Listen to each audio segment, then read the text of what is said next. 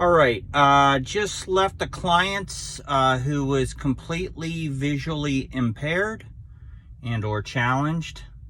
And the name of the type of mobile phones that the extremely visually challenged used is called BlindShell. And the interface they use is called BlindShell. Well, it's one of the major ones. And I set her up on the phone with BlindShell, showed her how to make phone calls, how to end phone calls, use the volume buttons,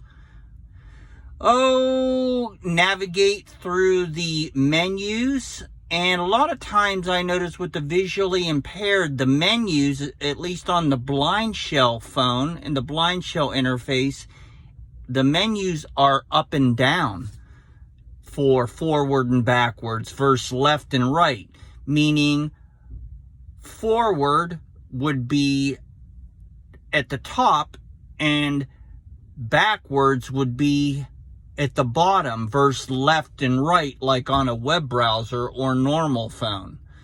The phone itself, the visually challenged actually use, it's not Braille. The buttons are just a little bit more pronounced, and they're really not much different than just an inexpensive mobile phone. They don't look much different. But the interface was BlindShell, and I'm in Ohio. I was in Warren, and the woman was completely visually challenged.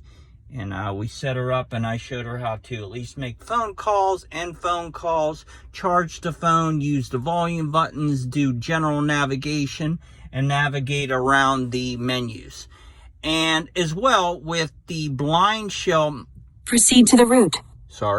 With the BlindShell mobile phones and the BlindShell interface, which is just, a black and white interface, everything you do on the phone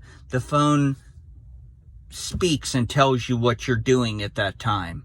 So if you're visually challenged or completely visually challenged, it's telling you where you are or what you've just done. Like if you hit the number 3 on the keypad, it'll announce automatically number 3 on keypad. If you are adjusting the speaker, adjusting speaker volume. So everything you do on the BlindShell phones and the BlindShell interface, it speaks to you. But that went very well. And I am off to my next clients in Niles, Ohio. See you later.